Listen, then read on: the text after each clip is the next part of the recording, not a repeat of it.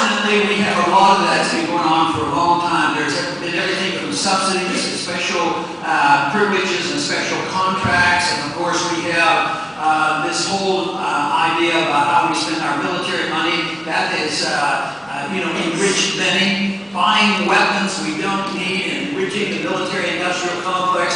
That is complicated by people being talked into for patriotic reasons that you can't resist any military spending, and that you have to endlessly fight wars if you're not, and if not, you're not patriotic.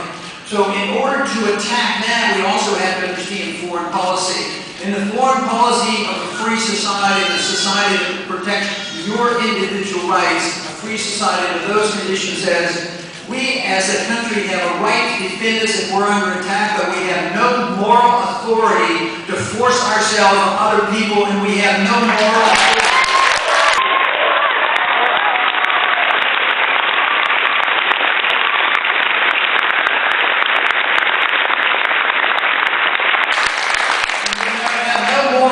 To accept this notion of preemptive war. They make it sound fancy. They make it sound like we have preemptive war because they're going to attack us someday, and someday they might get a weapon and they might come and get us. So we have to go and get us. That just is open-ended. It's also called aggression. We are drifting in that direction, and the world doesn't like it. We don't win friends around the world. What we do is we waste our money, we become more endangered, and we develop more enemies.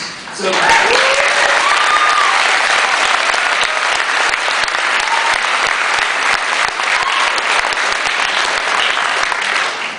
we have to address the subject, and your generation will have to do it because this system won't work. I have argued for many years about a non-interventionist foreign policy, and I've always been convinced I will win this argument. We will win this argument. Our side will win. I wish they would win just by being convinced on a moral basis, on a constitutional basis, and on just practical reasons that we shouldn't be doing this. But we will win the argument about getting our troops home. Not for those reasons as much as we're going broke and we can't afford it anymore. The sooner we bring all our troops home, the better it will be for us.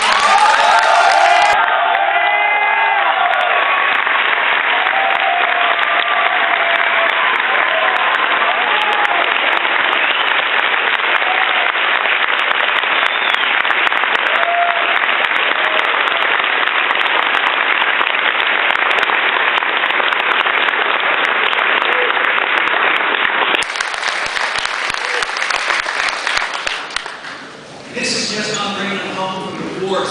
We bring them home from the leftovers from the old wars. Why are we in Japan? Come home from Japan. Come home from Korea. Come home from Germany.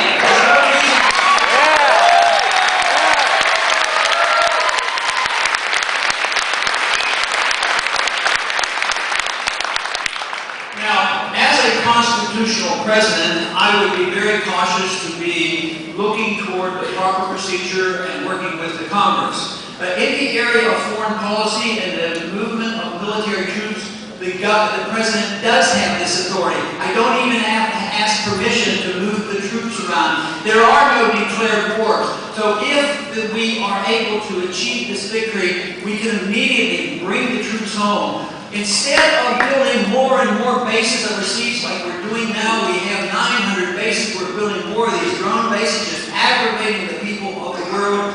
I would say bring the troops home, open up some of those bases that they closed in the 1990s. They closed bases in the 1990s, and at the same time they were building bases in Saudi Arabia, causing more trouble. So it's really time at least to get those troops home immediately.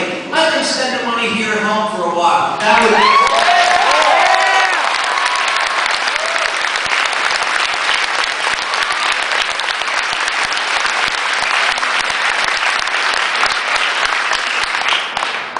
reasons I went into medicine, because we remember World War II and Korea, and I had decided what profession to do. And one of the things that motivated me to go into medicine was the fact that I never wanted to carry a gun. I never wanted to shoot anybody.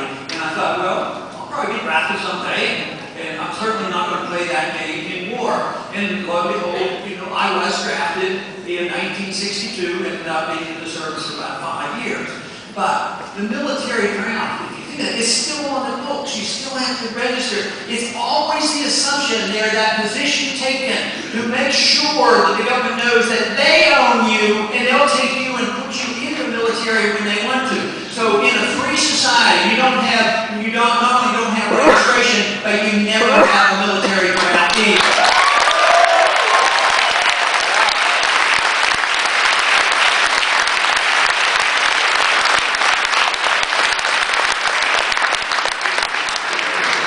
To defend our country, and it should be, across the spectrum. Age shouldn't matter, sex shouldn't matter if we're under attack. But this idea that we go and look for wars to fight because we're spreading our exceptionalism. America has been an exceptional country, but this whole idea that we're so exceptional now that we're going to force it down the throats of everybody, and they don't accept this, we're going to bomb them to oblivion, and we call that American exceptionalism. I would say that if we want to spread our goodness and our good values, is become good and become valuable.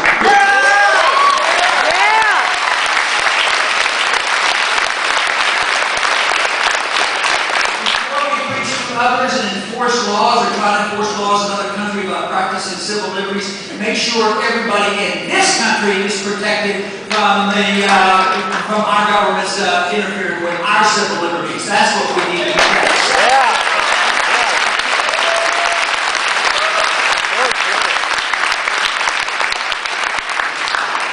They claim that we're in war against terrorism, and they use that term rather loosely, because terrorism, of course, isn't a country. How can you declare war against terrorism? Terrorism is a tactic. It's a wicked, mean tactic.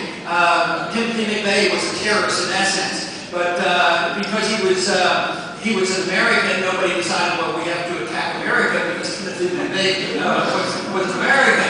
So this whole idea that we have to have a perpetual war going on is only there to make sure that we are intimidated, and if you don't obey exactly what they want, then you're unpatriotic, just like what happened in World War II. And the bigger the wars, the more likely they are to undermine our personal liberties. And just look at during World War II, how we had concentration camps for the Japanese Americans. Once again, it was a violation of the principle, who owns that life? I mean, the people who were incarcerated didn't commit a crime, and yet it was assumed that the government owns that life and they can do what they want. The tax code is built on this assumption that the government owns your life.